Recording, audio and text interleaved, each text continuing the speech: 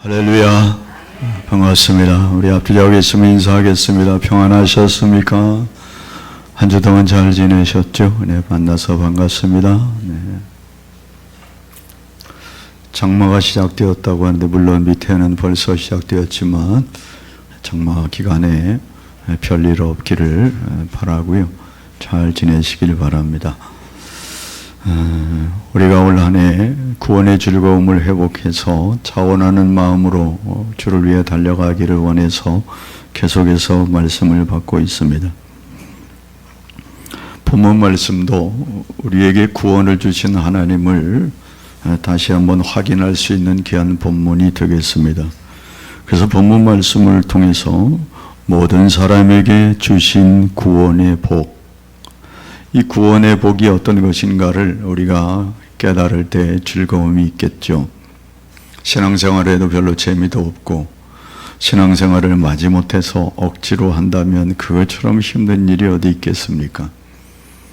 그러나 구원의 즐거움이 내 속에서 가득하다면 교회 오는 것이 결코 짐이 되지 않고 즐겁게 올라와서 찬송도 즐겁게 하고 봉사도 즐겁게 하고 그 일들을 감당할 때 하나님께는 영광이 되고 저와 여러분은 기쁨이 되게 될 줄로 믿습니다. 여러분, 하나님께서는 몇몇 특정한 사람들만 사랑하지 않으셨습니다. 하나님은 어떤 민족만 특정지어서 용서하지 않았습니다.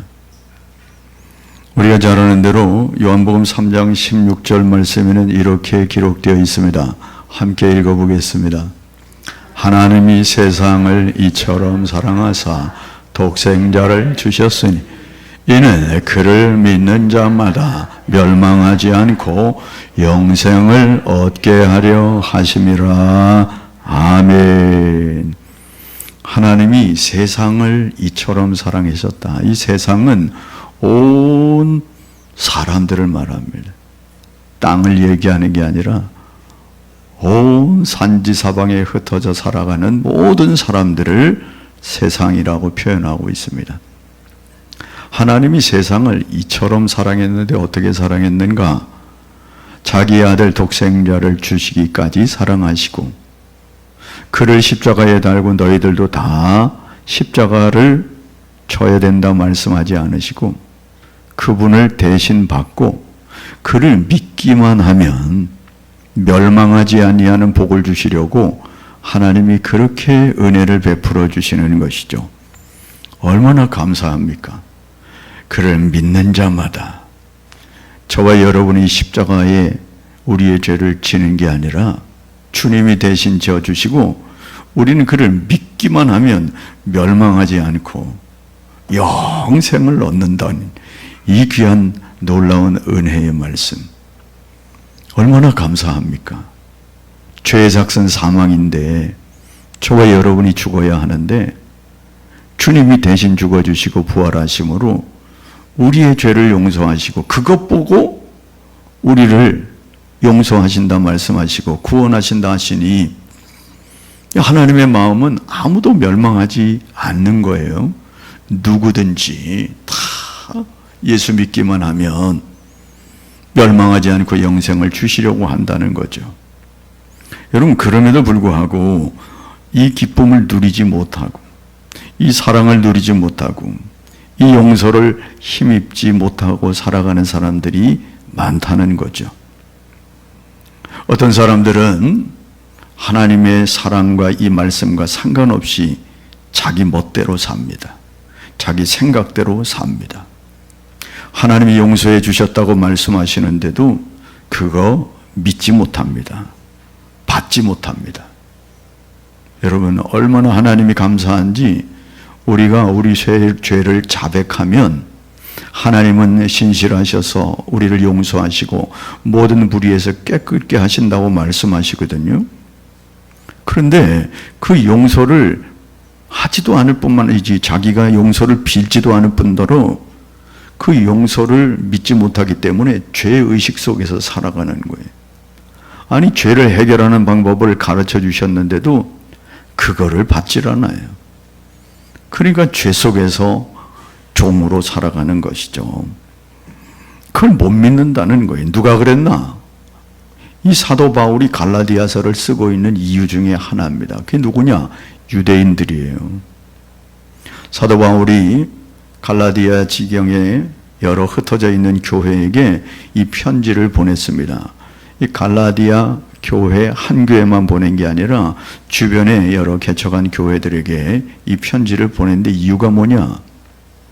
믿음으로 말미암아 구원 얻는다고 하는 하나님의 도를 가르쳤는데 이 이스라엘의 유대인들이 들어와 가지고 그래서는 안 된다는 거예요. 뭔가 한 게 있어야지. 그래서 할례도 받아야 하고 하나님이 말씀하신 율법도 지켜야 되지 그저 믿는다고 되는 거 아니라고. 그래가지고 이 복음의 진리를 흔들고 있었습니다. 그 소식을 들은 사도 바울이 다시금 정색을 하고 이 편지를 보내면서 그들을 깨우치고 다시금 믿음으로 굳게 서게 하기 위해서 갈라디아서를 써서 보낸 것입니다. 유대인들이 얼마나 어리석은지 하나님이 사랑하시고 예수님을 십자가에 달게 하시고 그를 믿기만 하면 구원 얻는다. 그런데 아니라는 거예요. 내가 무엇을 해야지. 내가 무엇을 하지 않고서는 어떻게 용서가 있겠나? 어떻게 구원이 있겠나? 아니 하나님이 만들어 주신 법이 있는데 싫다는 거예요. 자기가 무엇을 하겠다고 하니까 얼마나 어리석겠습니까? 저와 여러분을 향한 하나님의 사랑과 용서를 저와 여러분은 온전히 받을 수 있게 되기를 바랍니다. 그래야 평안을 누리죠. 아니 어떤 아이가 자기 부모님께 잘못을 해서 엄마 나 잘못했어요 그랬을 때 그래 다음부터 그러지 마라 용서해 주었어요. 그런데 그 아이가 용서를 못 믿고 계속 죄 가운데 그 부담 가운데 살아간다면 얼마나 답답하겠습니까? 아마 그 엄마가 그럴 거예요. 너 얼굴이 왜 그러니? 엄마 지난번에 엄마한테 너무 잘못해가지고 그래요. 아니 그때 내가 너 용서해 줬잖아. 네가 나한테 잘못했다 해서 다시 그러지 않는다고 내가 또 약속하고 그랬잖아. 그래도 엄마가 용서해 준 거 못 믿겠어요. 아니 그래가지고 늘 부담을 갖고 살아간다면 그 엄마가 얼마나 답답할까요? 도대체 어떻게 해야 됩니까? 예? 아니 하나님께서 세상을 이처럼 사랑하사 독생자를 주셔서 다 만들어 놓으시고 믿기만 하면 멸망치 않고 영생을 얻는다고 하시는데도 못 믿겠다는 거예요. 여러분 저와 여러분이 다시 한번 하나님의 사랑과 용서를 믿음으로 받고 믿음 생활 즐겁게 하고 자원하는 마음으로 살아갈 수 있게 되기를 바랍니다. 오늘 세 가지 말씀을 드리려고 하는데 사도 바울이 그래서 유대인들에게 갈라디아 교인들에게 첫 번째 하는 말씀이 무언가? 사람의 어떤 행위로는 결코 의롭게 될 수 없다는 겁니다. 유대인들이 무엇을 행해서 의롭게 된다고 말하는데 그것 가지고 안 된다는 거예요. 여러분 하나님의 사랑은 영원한 사랑, 무조건적 사랑이죠. 하나님이 전적인 은혜로 갈대아 우르에 사는 아브라함을 택하셨어요. 왜 나를 택했으면 그게 아니라 그냥 갈대아 우르에서 우상 만들고 있는 데라의 아들 아브라함을 지명하셔서 택하셨어요. 그리고 그를 가나안 땅으로 이주시킵니다. 그래서 그를 믿음의 조상으로 삼지 않습니까? 그리고 그냥 스스로 하나님이 약속을 하세요. 내가 너의 하나님이 되고 내가 너를 자손 만대에 복을 줄 것이다. 아브라함이 요청한 거 아닙니다. 그냥 하나님이 전적으로 그를 부르셔서 영원히 살 땅 가나안 땅으로 보내시고 약속을 하시면서 내가 복의 근원이 될 거야. 너로 말미암아 하늘의 별과 같이 바다의 모래알 같이 수많은 민족이 생기게 될 거야. 그리고 나는 그들의 하나님이 될 거야. 그리고 너의 복을 그대로 넘겨줄 거야. 이렇게 약속을 하신 것이죠. 여러분 이스라엘 백성이 복받은 것은 그를 통하여 하나님을 만나기도 됐지만 그를 통하여 예수 그리스도를 보내신 거 아닙니까? 그래서 예수 그리스도를 통해서 이제는 아브라함뿐만 아니라 모든 예수를 믿는 모든 민족, 모든 사람들에게 하나님의 이 약속의 말씀이 그대로 전가되도록 하나님이 그렇게 하셨다는 거 아닙니까? 여러분, 그런데 유대인들은 그걸 받지 않는다고 말씀드렸죠. 그래서 우리가 읽은 10절 말씀에 이렇게 되어 있습니다. 무릇 율법의 행위에 속한 자들은 저주 아래에 있나니. 여러분, 여기 사도 바울이 말하는 건 율법의 행위에 속한 자들은, 그러니까 율법의 행위를 주장하는 자들은 저주 아래에 있는 것이다.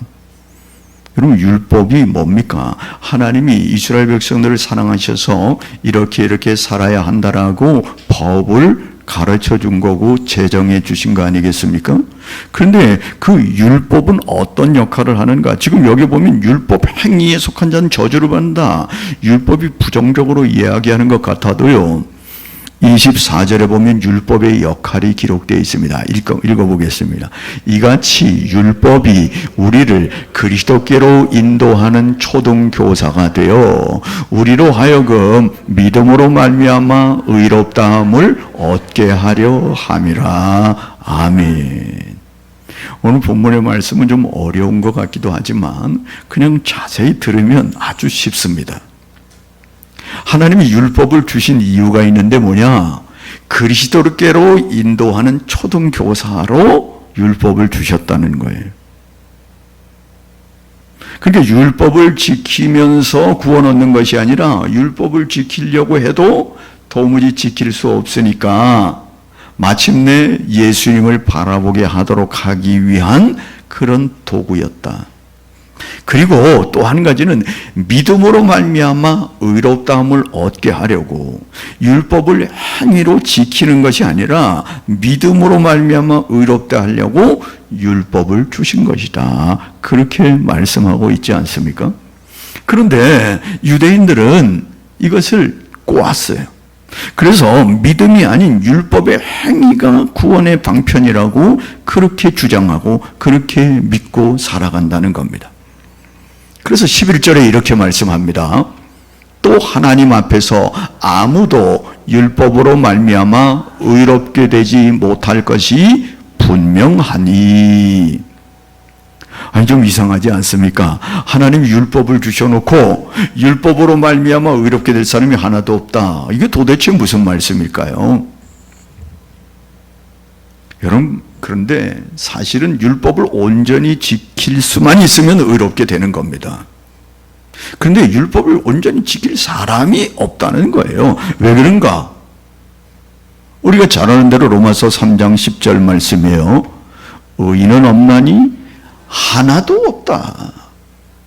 인생들이 죄 가운데 태어나서 죄를 먹고 마시다가 살고 그리고 죄 때문에 죽지 않습니까? 그 죄인이 뭘 지킨다고 의인이 되겠습니까? 이 죄 문제가 그래서 해결되는 게 아닌데 말이죠. 그러니까 의인은 하나도 없는 이 죄인된 인간이 무슨 율법을 100% 지킨다고 그게 지킬 수 있겠습니까? 여러분, 성경은 죄에 대해서 굉장히 고차원적으로 말씀한다고 말씀드렸죠. 세상의 법은 누구를 죽여야 살인자입니다. 그래서 증거가 없으면 살인자로 넣을 수도 없어요. 도둑질도 무엇을 훔쳤을 때에 잡혀가는 겁니다. 그런데 성경은 그거보다 고차원적으로 마음의 탐심을 가지면 이미 도둑질하는 것이라고 말하죠. 살인을 하지 않았더라도 이미 미움을 가지고 있으면 살인한 자라고 말하지 않습니까? 그 여기에 해당되지 않는 사람이 누가 있겠습니까?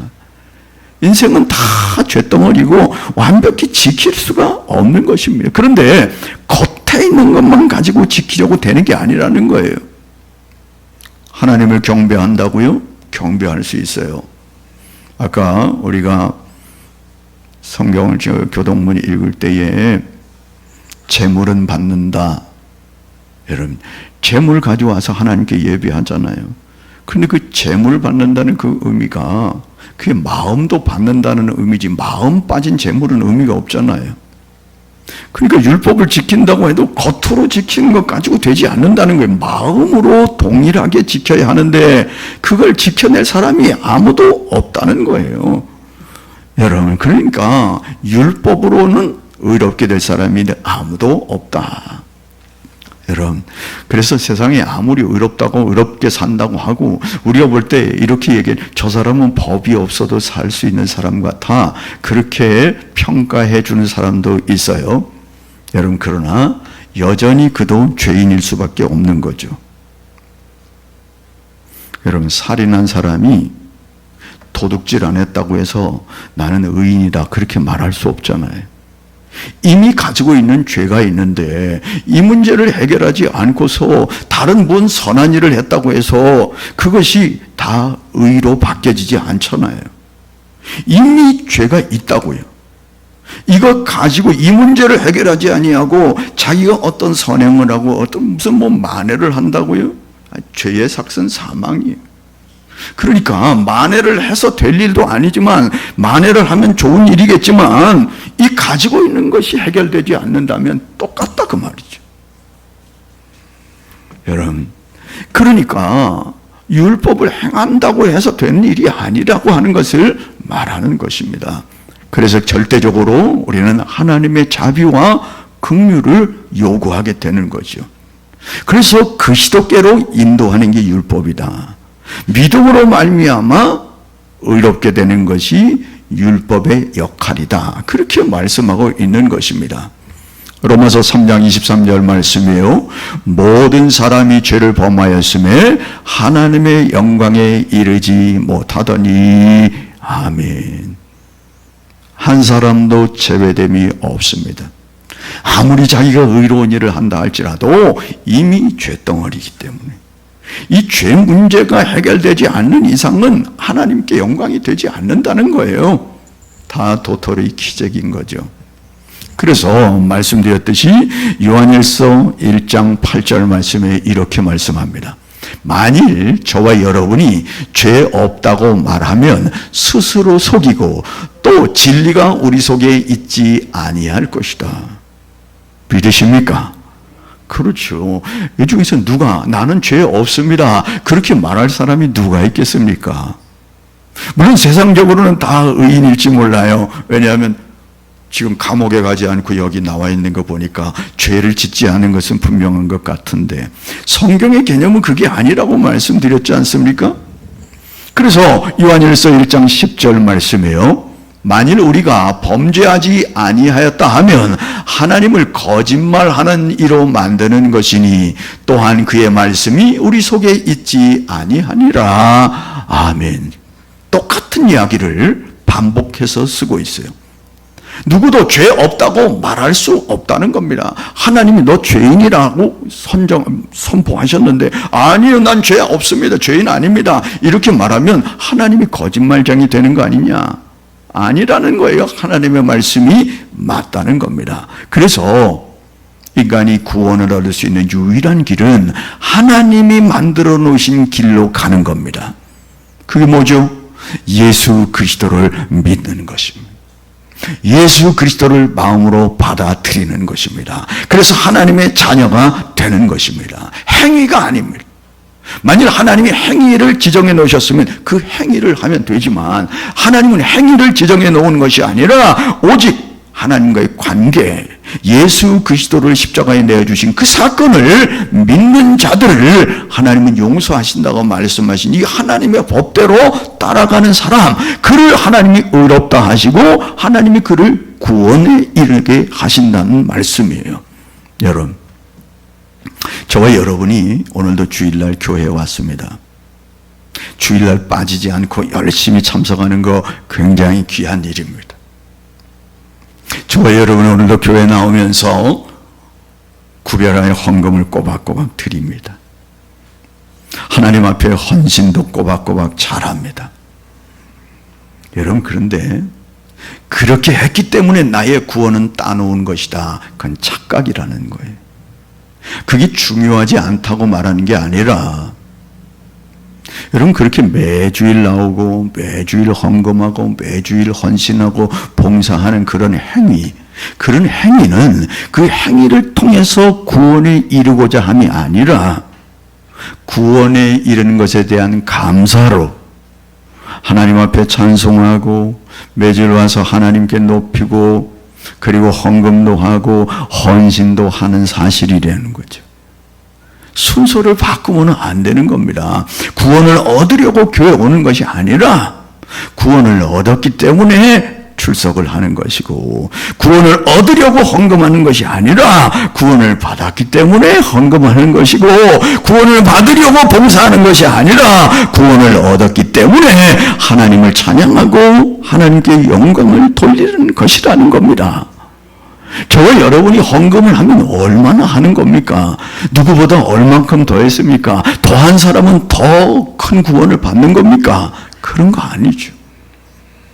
그저 하나님께 감사해서 과부의 두렙돈도 하나님은 기쁘게 여기신다고 말씀하는 것이지, 헌금의 크고 많고가 아니라 얼마나 하나님 앞에 정성이 담겨 있고 얼마나 구원의 감격을 가지고 드리느냐가 문제지, 얼마나 구원의 감격을 가지고 헌신하느냐가 문제지. 누구는 헌신을 조금 할 수도 있으며 헌신을 많이 할 수 있습니다. 그러나 그것은 구원받은 감격의 차이에 의해서 하는 것이지, 그것 때문에 누구는 구원받고 그것 때문에 누구는 구원에서 떨어지고 그런 것은 아니라는 겁니다. 그렇기 때문에 첫 번째 사도 바울이 말하는 것은 행위로 의롭게 될 사람은 아무도 없다. 그러면서 두 번째 주시는 말씀이 그래서 길을 만들어 놓으셨다는 거예요. 그게 뭐냐? 13절 말씀입니다. 그리스도께서 우리를 위하여 저주를 받은 바 되사 율법의 저주에서 우리를 속량하셨으니 아멘. 어떤 행위로 의롭게 될 사람이 아무도 없기 때문에 하나님께서 그리스도를 통하여 저와 여러분을 속량해 주셨다고 사도 바울을 통해 우리에게 말씀하고 있습니다. 여기에 저주를 받은 바 되사, 이 말은 저주 자체가 되었다, 그런 뜻입니다. 예수님께서 우리를 위하여 저주 자체가 되었다. 율법의 저주에서 우리를 속량하셨다. 율법의 저주가 저주 자체라는 겁니다. 여러분, 율법 아래에서 행해진 모든 죄되는 것이 저주 자체다. 그래서 예수 그리스도가 저주 받은 바 되었다. 그 말은 뭐죠? 예수님이 어떻게 십자가를 지셨다, 그런 뜻입니다. 예수께서 우리를 위하여 십자가를 지신 바 되었다. 그래서 율법의 모든 죄에서 우리를 속량하셨다. 속량하셨다고 하는 말은 무엇으로부터 사냈다, 값을 주고 건져냈다, 그런 뜻이 속량이라는 뜻 아니겠습니까? 대신 치르셨다. 우리가 죄 때문에 아무것도 할 수 없는, 의롭게 될 수 없는 그 상황을 아시는 하나님께서 예수 그리스도를 보내셔서 저주를 십자가에 다 때려 넣었다. 그래서 우리를 그 죄 가운데 속량되었다. 여러분, 그래서 저와 여러분이 용서되었다. 저주도 있지만 그걸 받음으로 용서함을 받게 되었다, 그런 뜻이죠. 여러분, 이거 참 우리가 귀한 얘기인데, 예를 들어서 죄의 삭은 사망이잖아요. 그런데 예수님이 죄가 없는데 의인이 죄 때문에 죽으셨어요. 의인이 죄도 없는데 죽었다, 그 말은 죄인도 의인이 될 수 있다는 사실을 보여주는 거죠.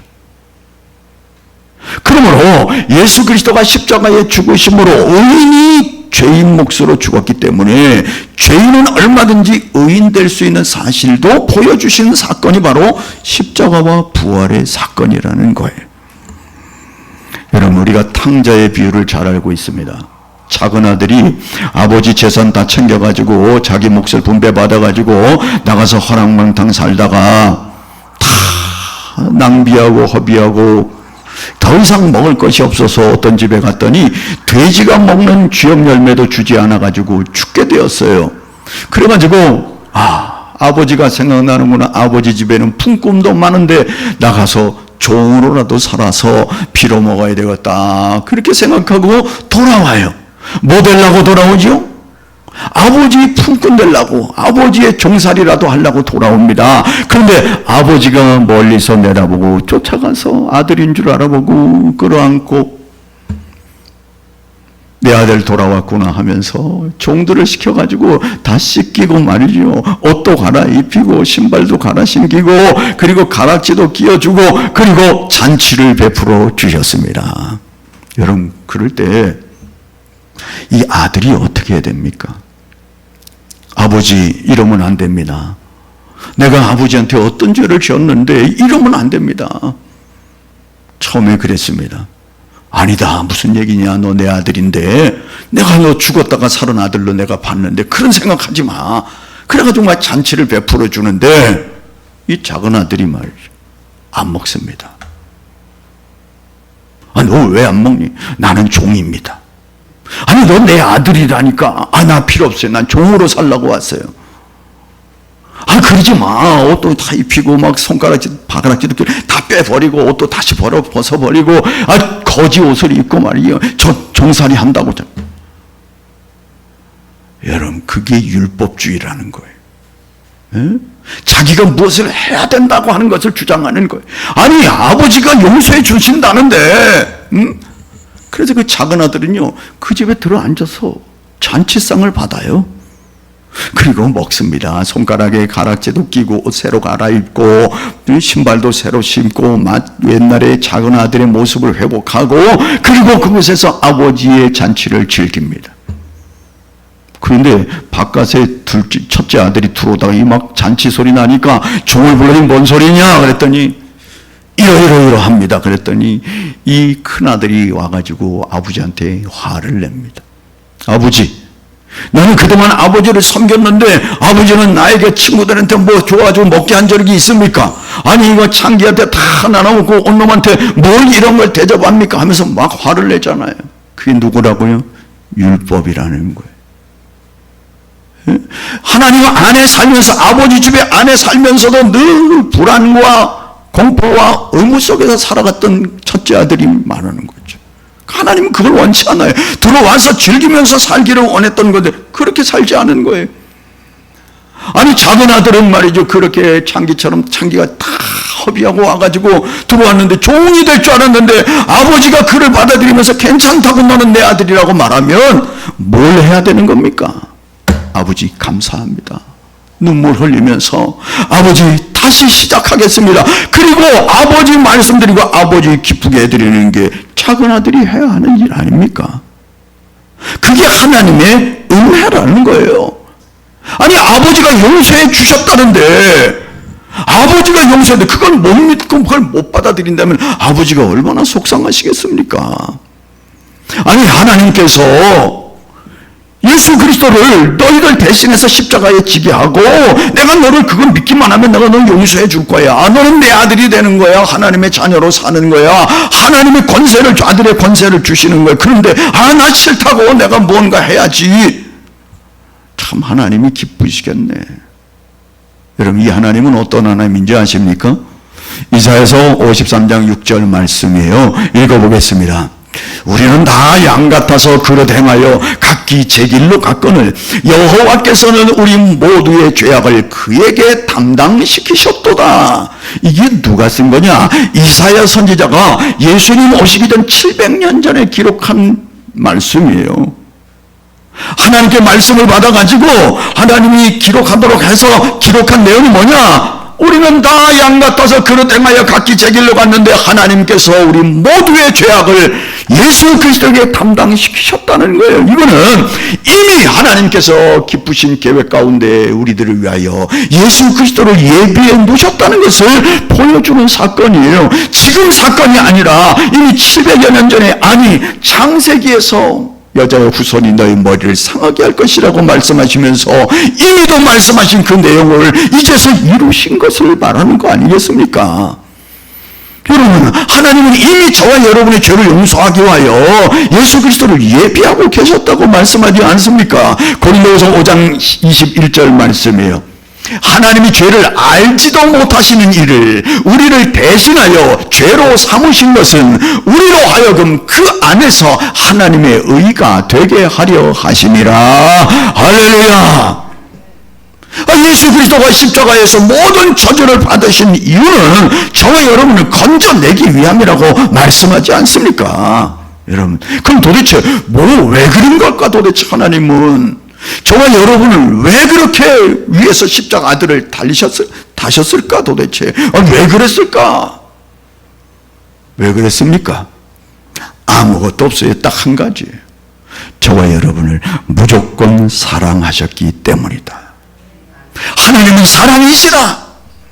하나님은 우리를 무조건 사랑하셨기 때문에, 너무너무 사랑하셨기 때문에 그거밖에 이유가 없어요. 아니, 나 같은 건 뭐 때문에 그렇게 사랑하셔? 아니, 그건 몰라요. 하나님이 그냥 우리를 전폭적으로 사랑하셨다. 예?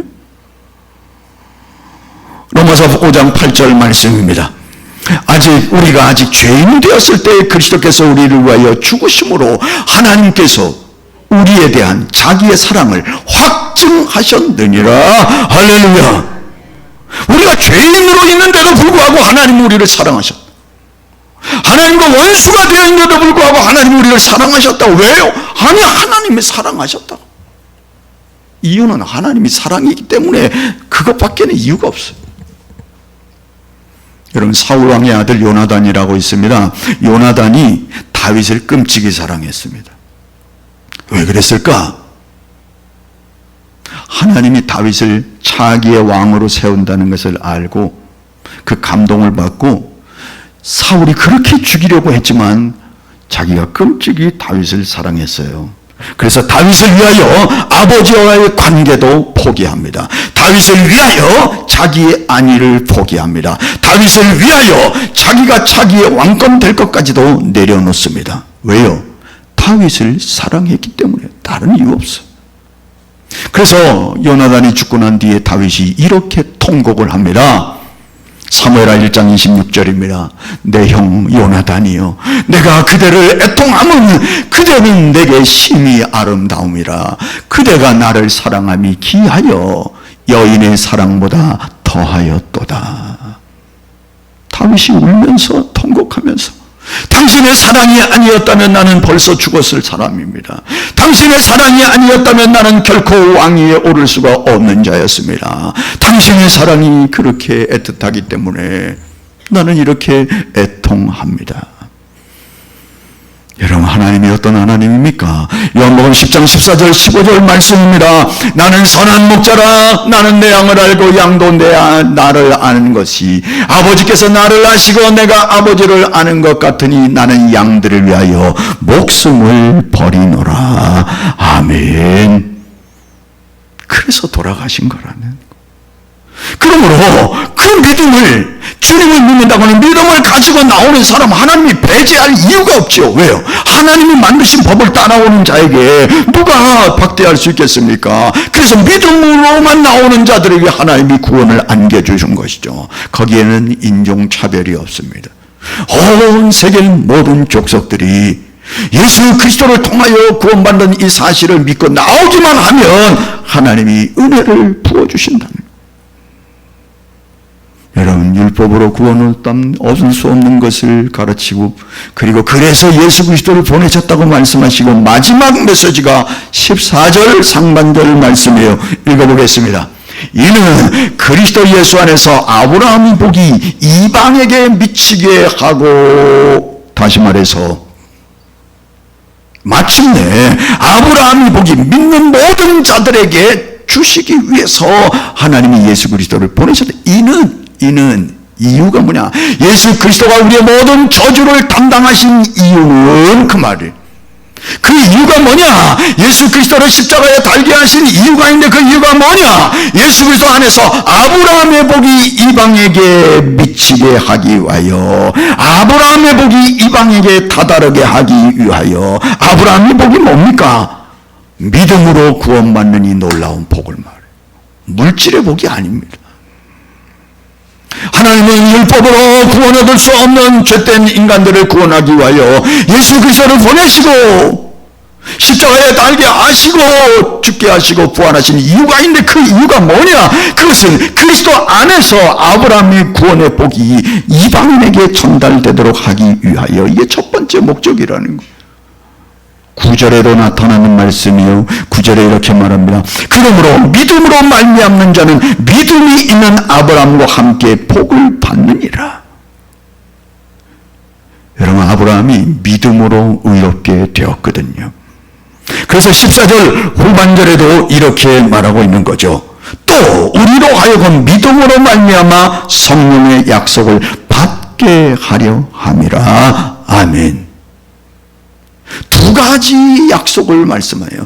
두 가지 목적 때문에 예수 그리스도가 십자가에 달리셨다는 거예요. 첫째는 뭐라고요? 아브라함의 복을 우리들에게 주게 하시기 위하여. 두 번째는 뭐라고요? 성령을 주시기 위하여 예수 그리스도를 십자가에 달게 했다. 두 가지 이유를 설명해요. 이는 또 이렇게 반복하면서 말이죠. 여러분, 성령을 주시겠다 이 말도요, 갑자기 주신 게 아닙니다. 에스겔서 36장 26절 말씀 읽어보겠습니다.